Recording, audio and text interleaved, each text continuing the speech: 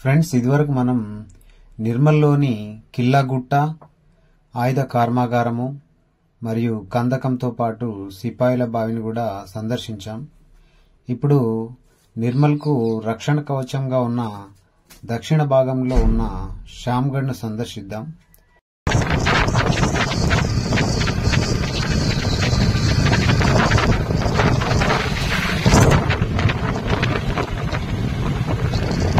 ఈ శ్యామ్గఢ్ శ్యామ్ అనే సైన్యాధ్యక్షుడు ఈ గఢ్కు నాయకత్వాన్ని వహించినందున ఈ గఢ్ను శ్యామ్గఢ్ అని పిలుస్తారని చెప్పేసి ఇక్కడ ప్రచారంలో ఉంది.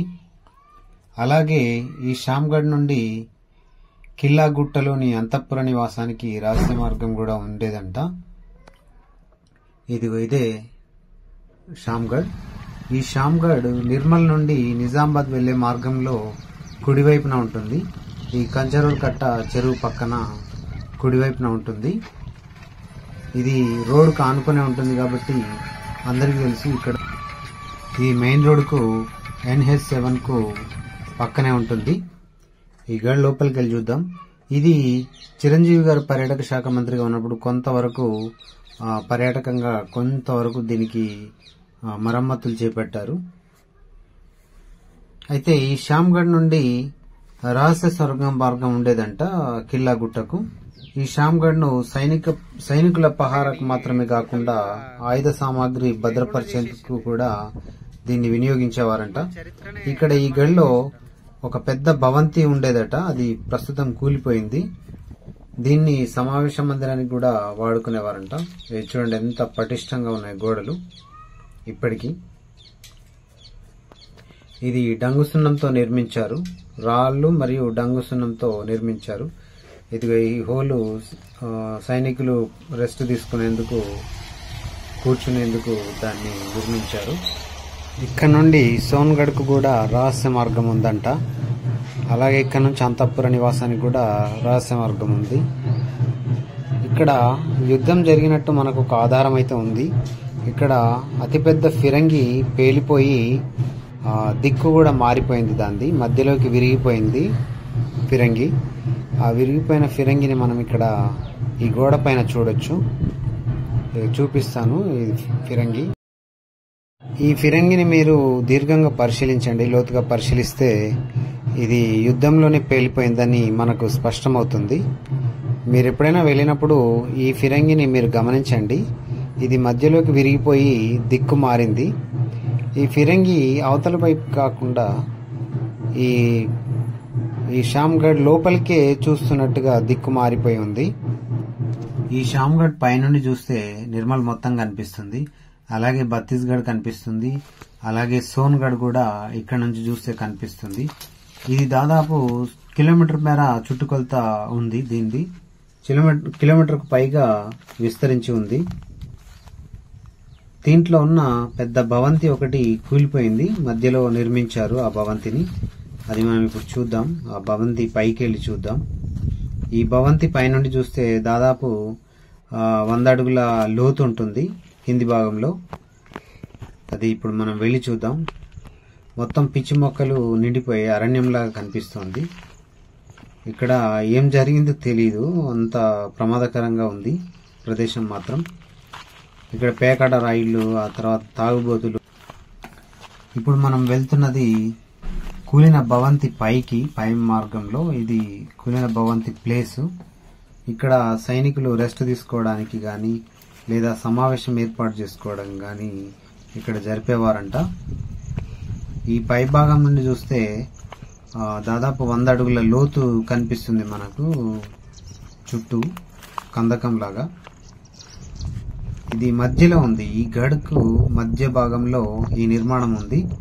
ఇది చూడండి ఎంత గ్రీనరీగా కనిపిస్తుందో. ఇది వర్షాకాలం కాబట్టి ఈ చెట్లలో ఏం జరిగింది తెలీదు, ఏం జరిగిందో కూడా తెలియకుండా ఉంది. అంత ప్రమాదకరమైన ప్రదేశంగా మారిపోయింది ఇది. నిర్మల్ నడిబొడ్డునే ఉన్న, నిర్మల్ కు పక్కనే ఉన్న NH7 కు పక్కనే ఉన్న చాలా ప్రమాదకరంగా ఉంది ఈ ప్రాంతం మాత్రం. ఎందుకంటే దాదాపు సుమారు 50 అడుగుల హైట్ తో ఈ నిర్మాణం గోడ ఉంది చుట్టూ. లోపల ఇలా పెద్ద పెద్ద చెట్లు మొలిచాయి పొదల్లాగా. సో అందులో ఏం జరిగిందో తెలియదు, భయంకరంగా ఉంది. ఇక్కడ మొత్తం అరణ్యంలాగా అనిపిస్తుంది ఇక్కడ నుండి చూస్తే. ఇది నిర్మల్కు సమీపంలో ఉన్న గడిలాగా అనిపించట్లేదు, చూస్తే మాత్రం భయంకరంగా ఉంది లోపల. చూడండి, దాదాపు 100 అడుగుల లోతుంది. ఇప్పుడు మనం ఇది ప్రధాన ద్వారం, ఈ గడుకు ఇది ప్రధాన ద్వారం అయితే మరొక చిన్న ద్వారం కూడా ఉంది. సైనికులు ఆ వెనక వైపు నుండి రావడానికి మరో మార్గం కూడా ఉంది, అది చూడండి ఇటు సైడ్ ఉంది. అది ఇది రెండవ ద్వారము. ఇక్కడ నుంచి కూడా మనం వెళ్లి లోపలికి వెళ్ళి చూద్దాం. ఇక్కడ పక్కనున్న గ్రామస్తులు పశువులు మేపడానికి ఇక్కడికి వస్తున్నారు డైలీ.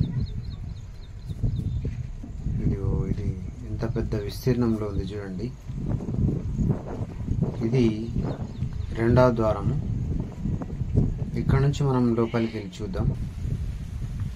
అత్యవసర సమయాల్లో ఈ ద్వారాన్ని వినియోగించేవారంట. ఈ రెండవ ద్వారాన్ని సింహద్వారం గుండా సైన్యాధ్యక్షులు వాళ్ళు వస్తే ఇక్కడ నుండి సైనికులు పహారా కాయడానికి ఇక్కడికి డ్యూటీకి వచ్చేవారంట. చూడండి ఎంత హైట్ తో ఉందో ఈ కోట.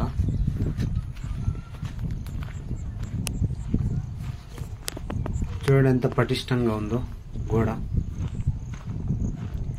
ఈ రాజుల కాలంలో రాజులకు సుఖం ఎంత ఉండేదో భయం కూడా అంతే ఉండేది. సుఖంతో పాటు భయాన్ని కూడా వీళ్ళు ఎక్కడి నుంచి ఏ శత్రువు ఎలా దాడి చేస్తాడో తెలియని పరిస్థితుల్లో బిక్కుమంటూ గడపాల్సిన పరిస్థితులు కూడా ఉండేవి. చాలా మంది రాజులు అనగానే వాళ్ళేంటి పెద్ద పెద్ద భవంతుల్లో అంతఃపుర నివాసంలో నివసిస్తారు అనుకుంటారు, కానీ వాళ్ళకు ఉండాల్సిన భయం మామూలు జనాలకి మామూలు వాళ్ళకి ఉండదు.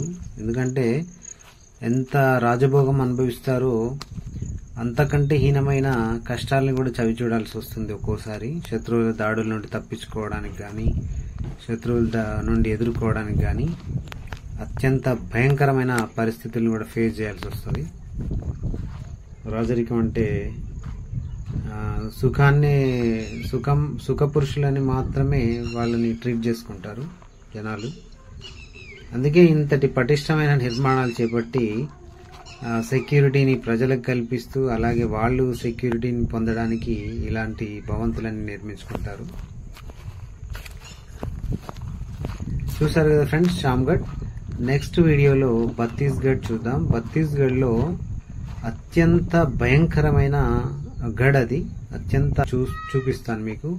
అడుగడుగున సొరంగాలే, అడుగడుగున బొయ్యారాలే, అడుగడుగున రహస్య మార్గాలే. అక్కడ నేను మీకు చూపిస్తాను, ఆ వీడియో మొత్తం చూడండి. ఫ్రెండ్స్ ఛానల్ని సబ్స్క్రైబ్ చేసుకోండి.